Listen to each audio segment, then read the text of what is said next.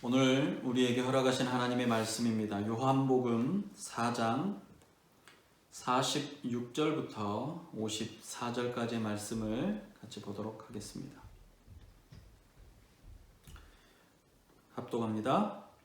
예수께서 다시 갈릴리 가나에 이르시니 전에 물로 포도주를 만드신 곳이라.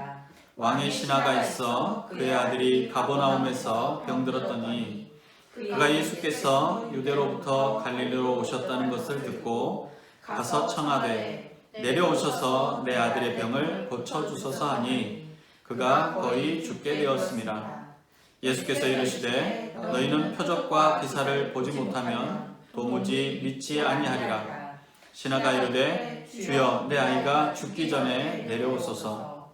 예수께서 이르시되 가라 내 아들이 살아있다 하시니 그 사람이 예수께서 하신 말씀을 믿고 가더니 내려가는 길에서 그 종들이 오다가 만나서 아이가 살아있다 하거늘 그 낳기 시작한 때를 물은즉 어제 7시에 열기가 떨어졌나이다 하는지라. 그의 아버지가 예수께서 내 아들이 살아있다 말씀하신 그 때인 줄 알고 자기와 그 온 집안이 다 믿으니라. 이것은 예수께서 유대에서 갈릴리로 오신 후에 행하신 두 번째 표적이니라. 아멘. 여러분들은 요즘 어떤 기도 제목을 두고 기도를 하고 계십니까? 최근에 응답받으신 기도 제목들은 어떤 것들이 있습니까? 간혹 저는 이런 생각들을 해봅니다. 하나님께 간구했던 기도가 응답을 받는 건 나를 위로하시기 위함이기도 하지만 그 위로하심을 다른 이들을 통해서 확인케 하시려는 뜻이 아닐까라는 생각을 해봅니다. 저는 참 부족한 사람입니다. 어느 누구보다도 나은 조건이 하나도 없는 사람을 하나님께서 들어 사용하십니다. 하나님의 거룩한 사업을 감당하기에 부족한 것, 또 부정한 것 투성인 사람입니다. 그럼에도 불구하고 서는 곳마다 당신의 사역자로 부르시고 동행하심을 경험합니다. 그 자체만으로도 감당하기 어려운 은혜입니다. 때를 따라서 주시는 은혜의 단비는 지치지 않도록 때는 낙심하지 않도록 위로하시고 생각지도 않는 기쁨들을 때마다 시마다 주십니다. 그런데 이러한 은혜를 부어주시는 조건의 이유가 과연 무엇일까요? 이 터무니없는 사랑을 받을 만한 이유가 있어서일까요? 절대로 그렇지 않습니다. 이유나 조건이라고는 단 한 가지입니다. 하나님께서 나를 택하셨다라는 것입니다. 그 조건 없는 사랑이 나를 하나님의 자녀로 선택하시고 은혜를 부어주셨습니다. 삶의 여정 가운데 그분의 필요대로 채우시고 더하시는 것입니다. 그 가운데 우리를 자녀로 부르시고 또 사역자로 부르시고 하나님의 뜻을 이루도록 사용하십니다. 저에게도 믿겨지지 않는 많은 기도의 응답들이 있었습니다. 이때마다 주변에 믿지 않는 사람들의 입에서 과연 하나님은 살아계시다라는 고백을 듣기도 하고 하나님의 은혜와 역사를 함께 목격하기도 했습니다. 사실 우리는 감각적으로 경험해야만 믿는 경향이 있습니다. 눈으로 보지 못하면 쉽게 믿으려고 하지 않습니다. 직접 자신의 귀로 들어야만 따르겠다라고 말합니다. 뭔가 손에 쥐어져야만 확신한다고 합니다. 그래서 기도할 때도 그냥 기도하지 않습니다. 손을 대고 기도하면 더 큰 응답이 있을 것 같고 손을 대고 기도하면 하나님께서 더 잘 응답해 주실 것 같습니다. 두드리면서 기도하면 꼭 응답받을 것 같습니다. 그러다 보니 드러난 현상이나 보여지는 것에 마음을 빼앗기는 것입니다. 기도에 응답해 주시는 하나님의 그 속에 담겨진 뜻에 대해서 우리가 관심이 멀어지는 이유이기도 한다는 것입니다. 한동안 한국교회가 능력을 받아야만 한다라고 주장할 때가 있었습니다. 손을 대면 아픈 사람이 병이 씻은 듯이 회복이 되고 이런 역사가 있어야만 하나님께서 함께 하신다라고 생각했습니다. 그래서 너도 나도 능력을 받으려고 아우성이었습니다. 그야말로 표적을 구하는 것이었습니다. 신유의 은사, 병 고치는 은사가 있는 사역자가 진짜 능력의 종이요 하나님의 사역자라고 생각하고 따라다녔습니다. 기도했더니 말도 안 되는 일들이 일어나서 모두를 놀라게 해야만 신령한 사역자라고 생각하고 우러러보고 섬겼습니다. 참으로 어리석은 일입니다. 현대에도 많은 기사와 이적들이 하나님의 사역자들과 함께 하십니다. 지금도 하나님의 역사는 세계 곳곳에서 일어나고 있습니다. 그러나 그런 기사와 이적들은 하나님의 전능하심을 드러내시고 하나님의 뜻을 이루시기 원하시는 하나님의 계획이요, 방편이요, 하나님의 능력입니다. 구원을 이루시는 하나님의 뜻인 것입니다. 그런데 그런 기사와 이적들에만 집중을 하다 보니 그 안에 담겨진 하나님의 뜻은 정작 발견하지 못할 때가 많다라는 것입니다. 오늘 본문의 이야기가 바로 그런 이야기입니다. 예수님께서 사마리아를 떠나 갈릴리로 오셨습니다. 갈릴리는 예수님께서 사역을 시작하셨던 곳입니다. 그곳에 가시면서 예수님께서 이렇게 말씀하십니다. 선지자가 고향에서는 높임을 받지 못한다. 그런데 갈릴리에 도착했더니 많은 사람들이 예수님을 영접했습니다. 예수님께서 혹시 잘못 알고 계셨나 봅니다. 예수님의 말씀과 달리 많은 사람들이 예수님이 오는 소식을 듣고 오는 것을 기다리고 모여 있었던 것입니다. 사실 갈릴리 사람들이 예수님을 알게 된 것은 얼마 전에 있었던 명절에 예루살렘에 있었던 사건들 때문이었습니다. 예수님께서 선지자가 고향에서는 높임을 받지 못한다라고 말씀하시고 바로 그 다음에 이는 자기들도 명절에 갔다가 예수님께서 명절 중 예루살렘에서 하신 모든 일을 보았음이더라 라고 하신 요한복음 4장 44절과 45절의 말씀을 통해 보면 알 수 있습니다. 명절 기간 중에 예루살렘에서는 새로운 선지자가 나타났다. 여러 표적들을 들어 메시아가 나타났다라는 소문이 났습니다. 권세 있는 자와 같은 예수님의 일들이 명절이 끝나자 고향으로 돌아간 이들을 통해서 모든 이스라엘에 퍼져나가기 시작했던 것입니다. 갈릴리 사람들도 그들이 보고 들은 것들을 사람들에게 전했습니다. 예수님께서 권능을 행하신 일들을 보았고 듣게 된 것입니다. 사실 이들은 예수님께서 전하시는 말씀에는 관심이 없었습니다. 하나님의 나라에 대한 복된 소식이나 영생의 진리에 관해서는 관심이 없었습니다. 그들은 자신들의 마을에서 또 어떤 큰 이적, 또 어떤 큰 기적들을 일으키실 것인가에 기대하며 관심을 갖고 있었던 것입니다. 예수님께서는 명절 이후에 갈릴리로 오시는 길에 사마리아라는 동네를 가로질러 오셨습니다. 오시는 길에 뜨거운 정오에 아무도 나와 있지 않는 우물가에 물을 기르러 온 여자를 만났습니다. 그리고 그녀에게 복음을 전하셨습니다. 복음의 기쁜 소식은 그녀의 입을 통해서 온 마을에 전해졌고 그 동네는 많은 사마리아인들이 살았지만 그 사마리아인들이 예수님을 만나고 예수님을 믿게 되었다라는 것입니다. 오늘날로 말하면 이방인이 나라에 믿지 않는 종족, 미전도 종족의 부흥의 역사가 불길처럼 타올랐다라는 것입니다. 부흥의 현장을 떠나시면서 예수님께서는 갈릴리에서의 사역을 예언하셨습니다. 예수님께서 하신 예언은 이것입니다. 선지자가 자신의 고향에서는 존중받지를 못할 것이다. 사랑받지 못할 것이다. 환영받지 못할 것이다 라는 겁니다. 예수님을 믿는 부흥의 역사가 그들에게는 일어나지 않을 것이다 라는 것을 말씀하신 것입니다. 이상한 일입니다. 사마리아에서는 그저 우물가에 앉아서 물을 달라고 말씀만 하셨습니다. 그런데 놀라운 부흥의 역사가 일어났습니다. 사마리아 여인에게 어떤 기사와 이적이나 놀라운 일들을 행하지 않으셨습니다. 그저 물을 달라 하시고 그 여인과 대화를 하셨던 뿐입니다.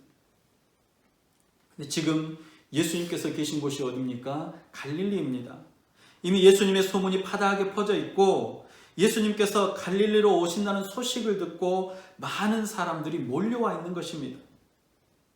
그리고 또 갈릴리는 예수님의 고향입니다. 그것도 갈릴리의 가나라는 지역입니다. 가나 하면 우리가 너무나도 잘 아는 동네이고 너무나도 잘 아는 사건이 있는 동네였습니다. 결혼식에 포도주가 떨어져서 잔치가 망하게 된 그때에 예수님께서 물로 최상의 포도주를 만드셨던 바로 그 기적의 장소, 예수님의 가장 첫 번째 기사가 일어났던 놀라운 장소가 바로 갈릴리의 가나라는 지역입니다. 그런데도 이곳에서는 높임을 받을 수 없다라고 말씀하셨습니다. 과연 그러한지 한번 봅니다. 가나에 도착한 예수님 앞에 왕의 신하가 왔습니다. 왕의 신하는 예수님께서 자신의 죽어가는 아들을 살려주시기를 구합니다. 왕의 신하는 가버나움에서 왔습니다. 이 가나와 가버나움과의 거리는 약 35km 정도 됩니다. 예수님께서 이 갈릴리로 오신다는 소식을 듣고 귀족인 왕의 신하가 천민인 목수를 찾아서 먼 길을 마다하지 않고 달려왔습니다. 왜입니까? 자신의 아들이 죽게 되었기 때문입니다.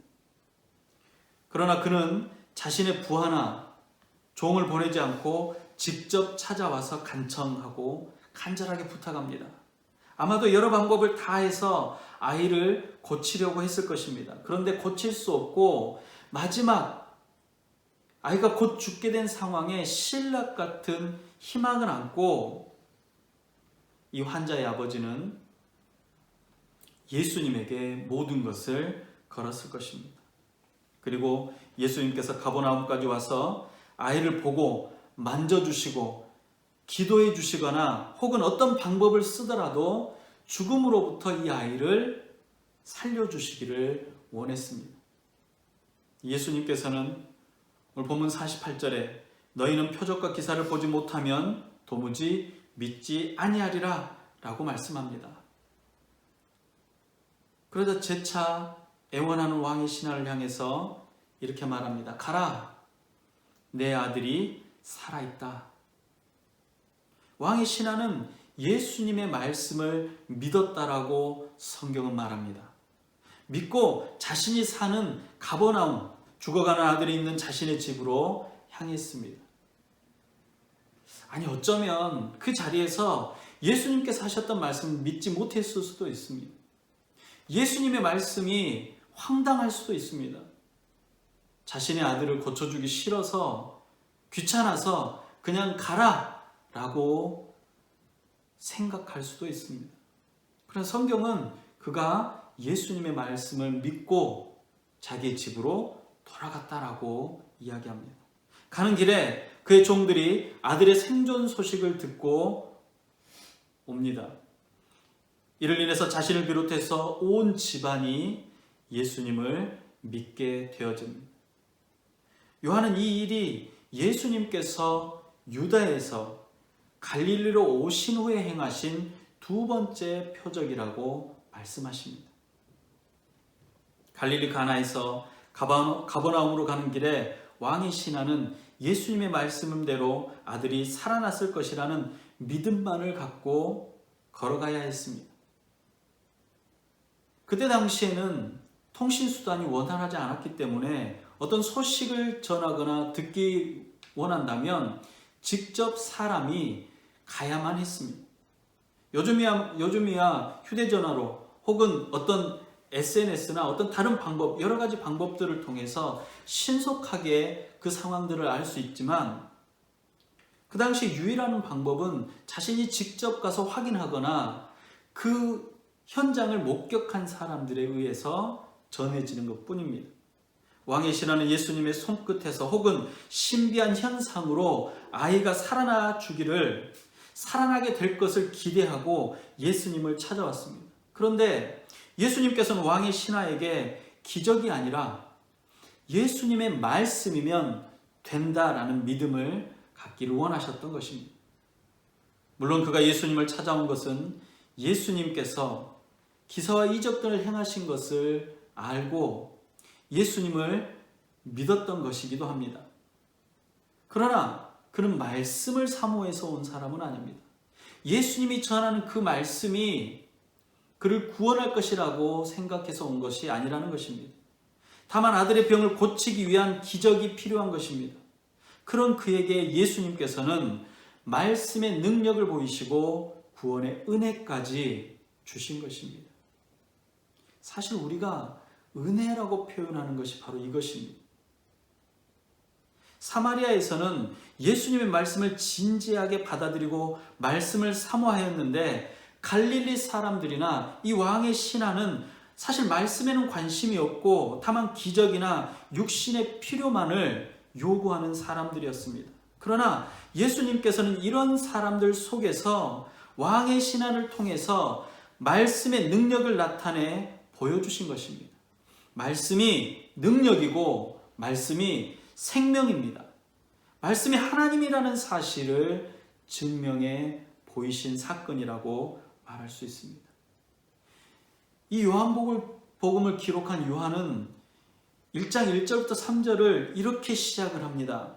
태초에 말씀이 계시니라. 이 말씀이 하나님과 함께 계셨으니 이 말씀은 곧 하나님이시니라. 그가 태초에 하나님과 함께 계셨고 만물이 그로 말미암아 지은 바 되었으니 지은 것이 하나도 그가 없이 된 것이 없느니라. 요한이 말한 말씀이 육신이 되신 바로 그분이 누구입니까? 바로 예수 그리스도이십니다. 말씀은 창조의 모든 사역을 통해서 자신을 드러내셨습니다. 그리고 육신을 입고 세상에 복음을 전하실 때도 말씀을 통해서 진리를 깨닫고 말씀을 통해서 믿음이 회복되기를 원하셨습니다. 예수님이 가셨던 그 길목마다 많은 사람들이 몰려들었습니다. 그러나 그들은 예수님의 생명의 말씀에 대해서는 사실 별 관심이 없었습니다. 육신의 문제, 현실의 문제, 시대의 문제가 기적적으로 해결되기를 원했습니다. 혹은 그런 기적이 언제 일어날지 궁금해하며 따라다녔던 것입니다. 우리는 혹시 이렇게 따라다녔던 유대인들이나 갈릴리 사람들처럼 기사와 이적을 바라는 그런 마음으로 신앙생활을 하는지도 모릅니다. 인생의 문제, 육신의 문제를 안고 극적으로 해결되기를 바라고 있는지도 모른다는 것입니다. 뭔가 화려하고 웅장한 기적을 기대하고 경험하면 믿음이 더 굳건하게 되고 하나님으로부터 사랑받는 하나님의 은혜를 누린 사람이라고 생각되어질지도 모른다는 것입니다. 그럼에도 불구하고 왕의 신하와 같이 예수님의 말씀이 믿어져 구원에 이르시기를 바랍니다. 이것이 바로 하나님의 은혜입니다. 우리의 생각이나 우리의 욕구는 어쩌면 예수님께서 원하시고 바라시는 것이 아닐 때도 많습니다. 그러나 그런 와중에도 우리 주님께서는 말씀이 역사하게 하시며 우리의 믿음을 더욱더 경고케 하신다라는 것입니다. 온 세대가 구하던 표적이 다름 아닌 하나님의 말씀이었다라는 사실을 믿으시기 바랍니다. 말씀이 능력이 되고 말씀 안에서 소망을 찾으시기 바랍니다. 영원히 목마르지 않는 생명의 물이 되신 예수님을 믿는 믿음이 사마리아 사람들을 구원했습니다. 아들이 살았다는 예수님의 말씀을 믿고 집으로 향하던 왕의 신하와 그 온 집안 식구들이 구원을 얻게 되었습니다. 오늘 이 생명의 말씀을 믿어 구원에 이르시는 여러분들이 되시기를 주님의 이름으로 축복합니다. 기도하겠습니다.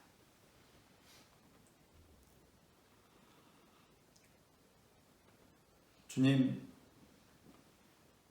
말씀으로 역사하시며 말씀 가운데 거하시고 말씀 그 자체이신 주님, 우리를 부르시며 자녀 삼아 주시며 구원의 은혜 아래 있도록 허락하여 주심에 감사합니다. 이 모든 것이 다 주님의 은혜입니다. 세상은 크고 놀라운 변화가 다른 사람들이 누리지 못하는 엄청난 무엇이 있어야만 하나님의 사람인 것처럼, 은혜가 있는 것처럼, 복을 받은 것처럼 생각되어집니다. 또 그것이 옳다라고 말하기도 합니다. 그러나 하나님께서 죽을 수밖에 없는 죄인인 나를 선택하시고 부르신 것, 그것이 세상이 변하는 그 어떤 놀라운 기적과 이적보다 크고 놀라운 은혜임을 깨닫게 하여 주시옵소서. 우리에게 허락하신 이 놀라운 은혜가 이미 우리에게 있음을 기뻐하게 하여 주시옵시고 즐거워할 수 있도록 허락하여 주시옵소서.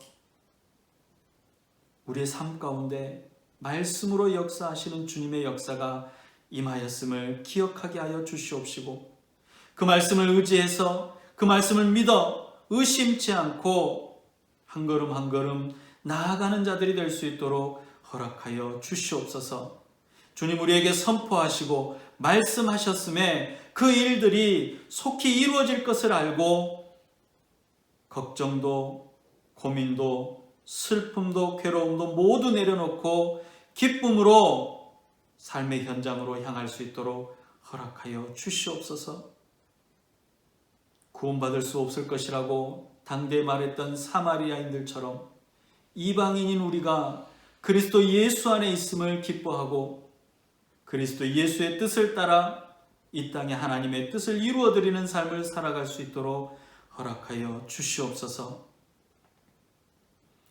지금 우리의 삶 가운데 어렵고 힘든 일들이, 아프고 고통스러운 일들이 우리를 옥죄해 옵니다.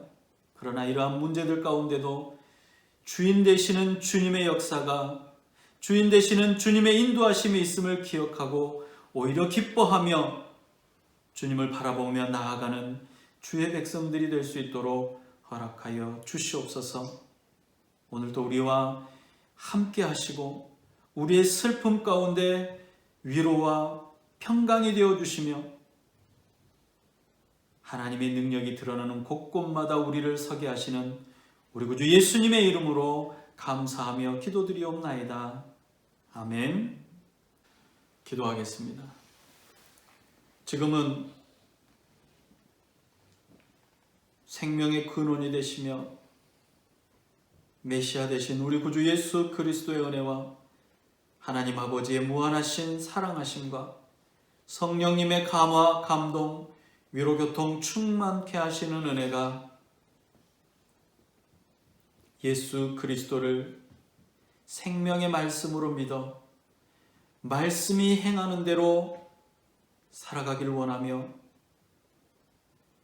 주의 말씀을 믿어 의심치 않고 그 놀라운 하나님의 은혜 가운데 기뻐하길 원하는 주의 모든 백성들의 머리 위에와 각 가정들 머리 위에, 지역과 교회 위에 지금도 아프고 힘겨워하며 슬퍼하는 주의 백성들의 머리 위에 이제로부터 영원토록 함께 있을지어다. 아멘.